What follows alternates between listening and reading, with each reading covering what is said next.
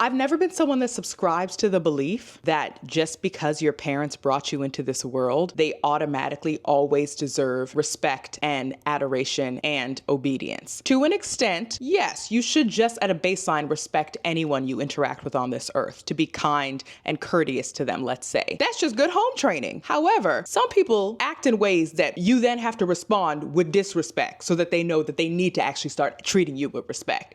And your family can be one of those people. And in this case, Boosie is one of those people. And I take issue with that because he's been very publicly disrespecting his eldest daughter. For those of you that don't know, Boosie is a rapper. His eldest daughter is also a rapper. She came out as a lesbian a few years ago, and he's always talking about her. If he's not talking about Lil Nas X being super gay, he's talking about his daughter. Basically, he was on an episode of Carisha Please, which, all right, girl. Anyway, what did Lovely T call her, Madam Carisha? I'm sorry. But he was on an episode of Carisha Please, and she asked him about his daughter being a lesbian, and he was like, you know, that's my daughter, but she knows not to bring her you-know-who, aka her partner, around their family because he doesn't want the younger siblings to be contaminated with her gayness. So when your daughter came out and told you she was gay, it was nothing. I mean, she still can't bring her situation to our house. My daughter is grown. Well, why? She's grown. Because I don't want it to contaminate her other. It's a generation we raised. I don't want her to get to contaminate it to her other 6, 7 sisters who look up to her. I want them to bring me grandchildren the right way. Yeah, Boosie crazy. If I want grandchildren the right way, that's what I'ma stand on. You know, if I don't want my other little girl to look at that and say, what's that, daddy? Contaminated. To somebody she looks up to, it's not gonna come around. My grandpa didn't let it. My daddy didn't let it. And I didn't let it. I just hope the one under me, when they take this throne, they don't let it. Because that's not what our family believe in. Like you say, we Southern Baptists. You know, I love me and my daughter relationship like this. But when she understands everything, she know daddy don't go, she know. But that's what she chooses to do. But she know we don't go for that. I'm like Whitney Houston mama. That shit gonna stay over there.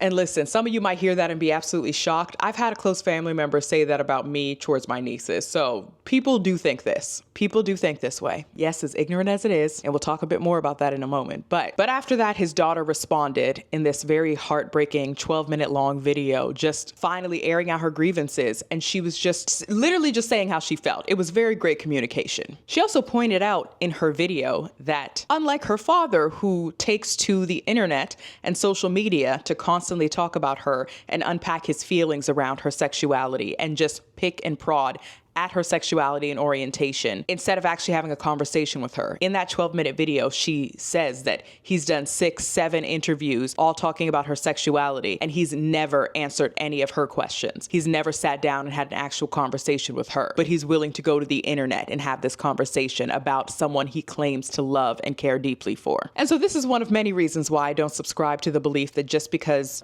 your parents brought you into this world and claim to love you, but when they act in unloving ways, you still have to respect, love, and appreciate them. No, girly. Respect is earned. And your family can be the place where you are hurt the most for a lot of us. So we're going to talk a little bit about that. Toxic family bonds, about respect, about sexuality, especially about what happens when your parents are supposed to love you unconditionally, but then you do something they don't like and they take every opportunity they can to diminish parts of you, but then still expect that respect. We're going to talk about all that. I'm Khadija Mbowe. This is Chaotic Viewing. So people always say that your family loves you no matter what. I grew up hearing that. Your family loves you no matter what. They're always going to be there for you. If you can have 1 million friends, or you can have 5 close friends, you can have a partner, but no matter what, your family is a thing that's always going to be there. I always felt funny about that growing up because it just felt like, yeah, but that feels like I'm not allowed to ask any questions. Like, it feels like anytime I ask questions about the way family treats each other or how people are treating each other or how I'm getting treated, y'all hit me with a shut your mouth. Family is forever. And I don't know. See, that kind of thinking is problematic for a lot of ways. even if the goal is the same of mutual respect in any sort of dynamic, but especially in a family one, even if that's the end goal. Asking in that way has always seemed odd to me because, like I said, you don't get to ask questions, and that creates a sort of authoritarian vibe when it comes to parenting. As in, parents rule with an iron fist. Everything they say goes. Your children aren't allowed to ask questions. They aren't allowed to talk back. They aren't allowed to learn themselves and learn who they are as a result of that. They're stifling parts of themselves because they're constantly told, why are you saying that? Why are you acting like that? Keep your mouth out of grown folks' business, blah, blah, blah, blah, blah. Now, yes, there is a time and a place. And yes, when children are just talking back and being disrespectful, like I said, the respect has to be mutual. You ain't gonna talk to me wild just because, I mean, maybe if you're like a 5-year-old and you don't know any better and we could talk about it, but like, yeah, no, you're not gonna just talk to me crazy. No. However, if you are a parent, you are guiding a person through this earth. You are teaching them how to be in this world, and they're eventually going to interact with other human beings. And the way you raise them, not just you, because the world is also raising them. We put a lot on parents. The world is also raising your child. And there's stuff about them that maybe they just inherently do and can't help. But you're part of the puzzle of making that person a person.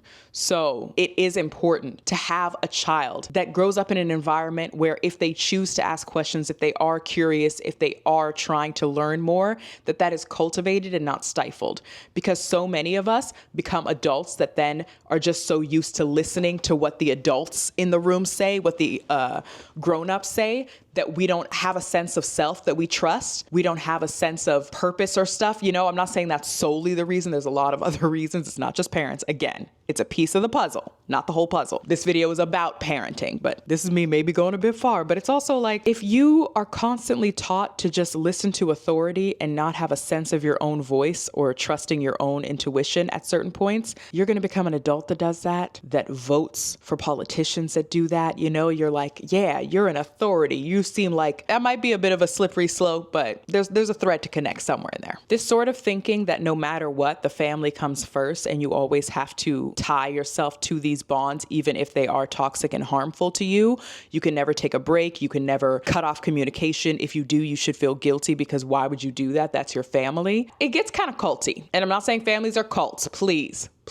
I said it gets kind of culty. And people will just say, well, your blood, that's the way it's supposed to be. You have one person at the top, and in this case, in family systems, usually it's the patriarch, not always, but usually it's the patriarch. You have that person at the top and everybody listens and does what they say. They are the head of the household. They are the leader. And this is an excuse for me to just throw patriarchy in there. It's because after Boosie says that he doesn't want his daughter contaminating the younger siblings, he's like, my grandfather didn't let that around. My dad didn't. So it's my job not to. Whoever else is going to sit on the throne, it's their job. You know, whoever else is going to be the leader, whoever else is going to be in charge, the man of the house, all of that, the person that everybody else in the house serves, they need to make sure that gay shit isn't anywhere around here because that's the authority and the rule that we've decided. And that's how things go. Yeah, that's how cults run. And cults seem nuts to people because folks aren't related. They're just strangers coming together. But to me, it's more nuts if you're related to each other and you're over here like nobody's allowed to ask questions or try and understand what the heck is going on or challenge what's going on. Nobody's allowed to do that. And then a lot of you wonder why when your children leave the house, they don't talk to you anymore. You don't see or hear from them, or you rarely do. They call you once a month, if that, because they went along with what they had to living in your household and being your child in that household and giving you the basic respect because you gave them the basic needs, feeding them, making sure they're not out on the streets. Sure. But when it came to cultivating a space where the child could actually learn and grow and develop, you weren't able to provide that for varying reasons, right? Some of it might be you were working and poverty is real and it makes it real difficult to parent your child when you have to make sure that they're being fed and clothed at the basic. So I hear it 100%. I just think when you know better, it's good to try and do better to an extent, you know? And Boosie doesn't seem like the type of father, as she said in her video, not what I'm assuming, what she said in her video, that he always made sure that they were straight, made sure that they were clothed, fed, but emotionally she said he, quote, sucked. He sucked is what she said. And a lot of our parents, unfortunately, are like that, not just because they were too busy or they weren't emotionally involved or XYZ, but also because they set up these systems of, well, I feed and clothe you and I brought you into this world. So no matter what I say or do, no matter how wrong you feel about it, them's the rules. And when you get to your own house, you can make your own rules. So when a lot of us get to our own house, we make our own rules, girl. And one of our rules sometimes is less contact, no contact, because I have more peace when you're not in my life. And that's a sad thing to think. The head lead patriarchal vibe goes hand in hand with the fundamental Christian vibe as well, because he does talk about being Baptist. He's like, no, we Southern Baptists. Like, we know we don't play that.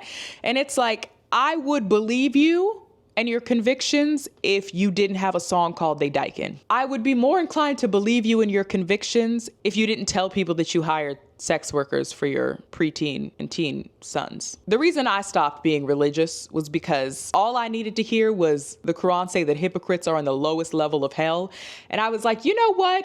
Even if I'm gonna go to hell, if it's a religious thing, I'd rather not be a hypocrite. Let me just step out of this, because I know I can't commit to this religion the way it wants me to an extent, right?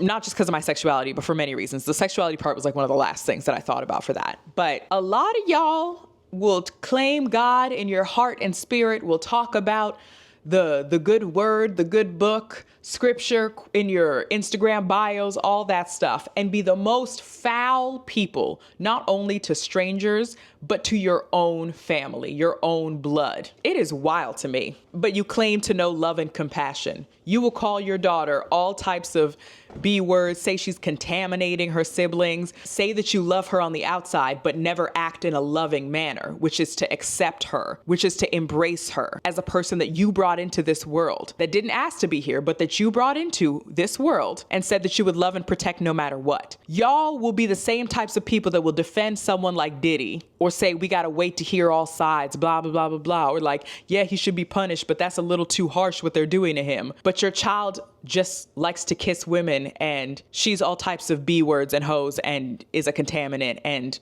shouldn't be here. But you see a young gay man just doing his thing and he should be dead. But these men that are actually out here causing harm to people, you out here causing harm to people, that's okay. It will never make sense to me. The more I say it, the more confused I get, because I'm just like, but you're like such a hypocrite. You're like a really big hypocrite. Like, I just don't understand. But that's a lot of parents. And like I said, they will do that, treat their children horribly. And when the world, let's say you're a child where the world was already treating you horribly and your home was supposed to be a respite, and it's not. It's more of the same. When you get older, you don't want to be around those types of people, and it makes it very difficult for you to trust people. If your fundamental memories are that, yeah, it makes it very difficult. And again, I'm not saying the family is the sole responsibility of all of that, because the world is also raising you. And if the world is cruel, and then the home is cruel, where do you go? Who do you turn to? Who can you rely on? Who can you trust? What then do you think about love? I knew it was gonna come. I talk a lot about love on my main channel because I love love. I'm a Taurus. I'm very Venusian. But also because I just love connection and intimacy. And it's something that I've always craved and yearned for, and growing up felt very detached from, because I was one of those people where the world was cruel to me in my most formative fundamental years, people on the outside. I talk a lot about being bullied for a long time in like really vicious ways. CSA, all the things, right? And then coming home and seeing glimpses of love and care and being told that I was loved, but then similar sorts of actions to what people in the outside world were doing to me in the family as well. But there was love there. So it's very confusing, right? It's very jarring. And usually I can hold multiple truths at once, right? I try to talk about that and I try to say that multiple things can be true at the same time, right? However, sometimes there are things called near enemies and things that cancel each other out. So like I've talked a bit before about this, the near enemy of connection is control, because the goal is the same. You want to try and help. You want to be with someone, be there for someone. But instead of connecting to them and being vulnerable and allowing yourself to be vulnerable and see their vulnerability, you'd rather try to control the situation. So an example is somebody comes to you and tells you they're upset about something and something happened. Instead of trying to sit with them and maybe their feelings, or just hold a space for them to have their feelings, there's an immediate, oh, we have to do this, you have to do that. There's an immediate trying to control the situation, which doesn't allow for that person or for you to feel what's happening or to just sit in it and understand and unpack it. It's just, what are we gonna do? And it's not wrong to be an action-oriented person. I am as well. But I've learned that sometimes it's nice to give yourself that space. To me, that is love and loving. And so even though I know that multiple things can be true simultaneously, loving and not only trying to control, but to diminish, disregard, and disrespect parts of somebody, to not allow them the space to be fully who they are around you, is antithetical to love. So them existing at the same time, there are some things that just cancel each other out, right? And if you're so consumed with appearances and with control and with your throne and the way your family is perceived, and if more of your children end up being queer or not, if you're so focused on that, controlling that, where is the space for love? How much space does it really occupy for you? I don't know. That's something for anyone to consider. And this is why, and I'll talk a bit more about this in the extended version. For those of you that don't know, I put extended versions on my Patreon of all of my videos. This is why I am and have always been very cautious about having children, because it is a heavy responsibility. Even if the world is also raising them and all the external forces, I still have a major part to play and will be blamed a lot if things don't go right. Maybe for my portion or maybe more than my portion, but there will still be blame. Anyway, but I'll talk a bit more about that in my extended cut. As always, thanks for watching. Like, comment, subscribe. Do you think I'm sounding nuts with comparing families to cults a little bit? I'm not trying to be like hyperbolic in my language. I don't know, but I think it's an important parallel. Anyway, you can let me know in the comments. Yeah, thanks for watching and I'll see you later.